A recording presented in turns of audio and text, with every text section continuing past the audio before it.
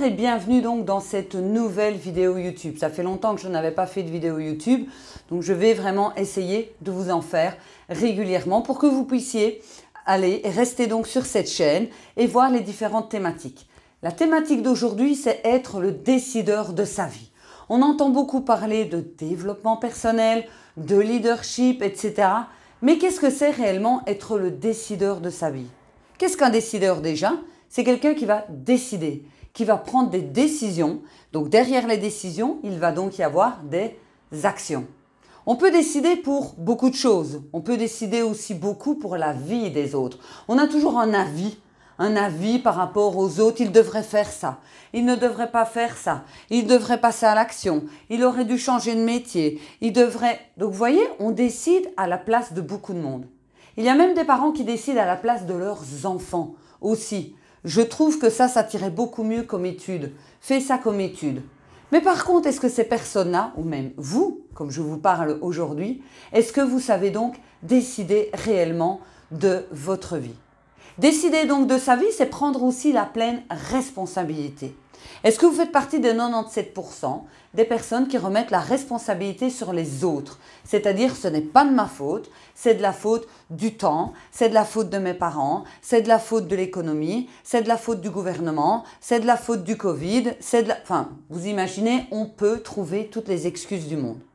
Et il n'y a que 3% de la population réellement qui décide réellement donc de sa propre vie.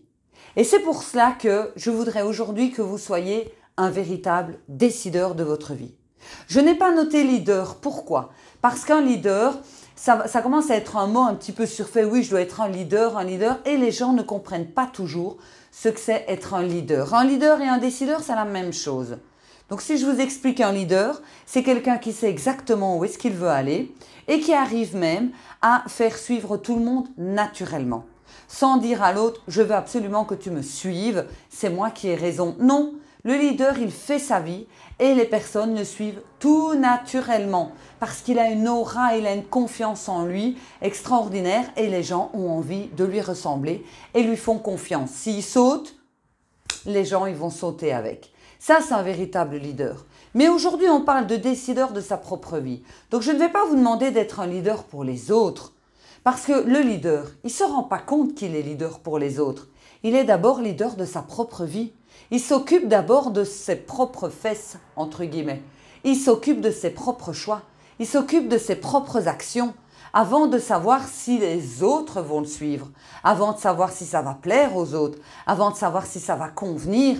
Voilà comment est-ce qu'il fait, comment est-ce qu'il fonctionne. Il décide de sa vie, de sa propre vie à lui. Alors, comment est-ce qu'on fait pour décider de sa vie? Déjà, on arrête de se trouver des excuses.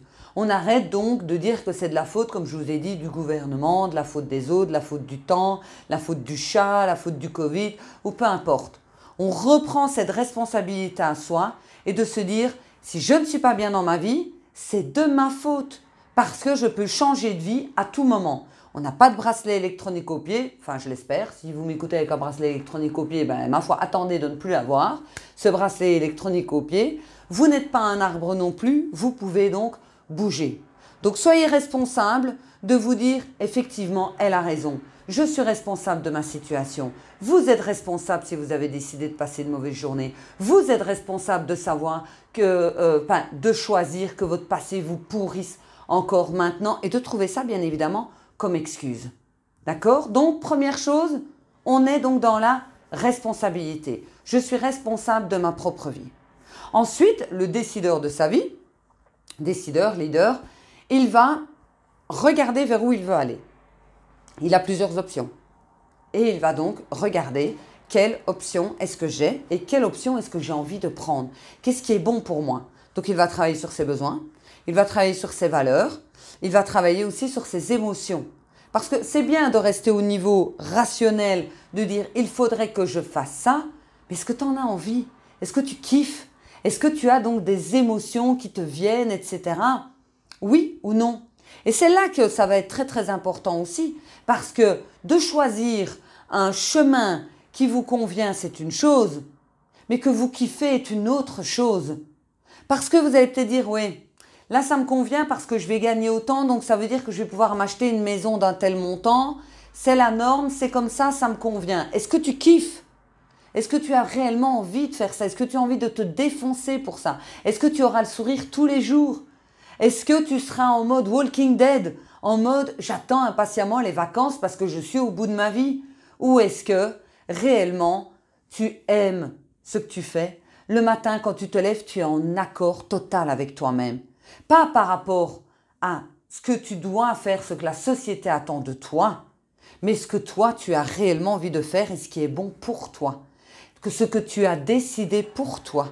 Pas par rapport à la société, pour toi. C'est ça, être décideur de sa propre vie. C'est décider que je vais faire vraiment ce que j'aime et c'est bon pour moi. Tout en gardant le point numéro 1, sa propre responsabilité. Si ça foire, ça foire. Si tout compte fait, je me suis gouré, je me suis gouré. Si je regrette, ce sera une expérience. Alors, il faut savoir qu'en règle générale, on ne regrette jamais. Parce qu'au moins, on l'a fait. On regrette souvent de ne pas l'avoir fait. Mais toutes les personnes avec qui j'ai parlé, qui se sont lancées, qui ont eu des expériences et qui malencontreusement, peut-être pour une raison X ou Y, on n'est pas là pour faire le procès de quelqu'un, toutes ces personnes m'ont dit « je ne regrette absolument pas parce qu'au moins je l'ai fait, au moins j'ai essayé. Et si je ne l'avais pas fait, je ne pourrais pas dire c'était ok ou c'était pas ok. Et aussi, je ne serais pas là maintenant. » avec tout ce que j'ai appris, les compétences et l'école de la vie également. D'accord? Donc le décideur de sa vie, c'est quelqu'un qui sait pertinemment aussi ce qui lui convient.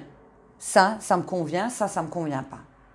Le décideur de sa propre vie, comme je vous l'ai dit, il a une ligne de conduite.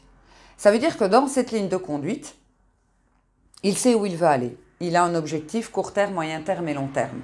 Il sait exactement ce qu'il veut et ce qu'il ne veut pas. Le décideur de sa propre vie, il sait exactement les gens qu'il veut fréquenter, les gens qu'il ne veut pas fréquenter. Et il ne passe pas son temps à vouloir plaire à tout le monde pour avoir énormément d'amis non plus. Il sait ce qu'il veut et il sait ce qu'il ne veut pas. C'est ça être réellement un décideur de sa propre vie. Alors ma question est maintenant, est-ce que vous êtes un décideur de votre propre vie ou est-ce que vous êtes plutôt quelqu'un qui est en mode spectateur de sa propre vie? Ou en mode victime de sa propre vie, ou en mode sauveur de la vie des autres. Vous voyez, là on tombe encore une fois dans ce fameux triangle de Karpman. On arrête avec les autres de les aider eux avant de s'aider soi.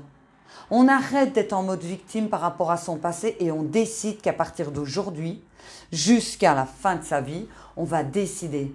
Parce que le passé c'est le passé et on ne reviendra pas dessus. D'accord? Donc je vous fais confiance pour être un décideur de votre vie. Tout en sachant que le décideur de sa vie, vous allez vous retrouver leader. Parce que quand on décide de sa vie, qu'on est épanoui, qu'on kiffe ce qu'on fait, qu'on est responsable, qu'on essaie plein de choses, qu'on n'a pas peur du regard des autres, qu'on n'a pas peur de perdre des amis, on n'a pas peur de se faire des nouveaux amis, eh bien, il y a des personnes qui vont vous suivre naturellement. Et c'est là que vous devenez un leader. Ça ne sert à rien de dire « Tiens, je veux devenir un leader ». Un leader, on l'est ou pas. Il y a des personnes, elles sont des leaders nés. Ce n'est pas quelque chose qui s'apprend dans une compétence. Oui, on peut faire du management. Tout à fait d'accord. Je donne des formations management pour devenir un bon manager. Mais ce ne seront pas des leaders parce que le leader, c'est inné chez lui.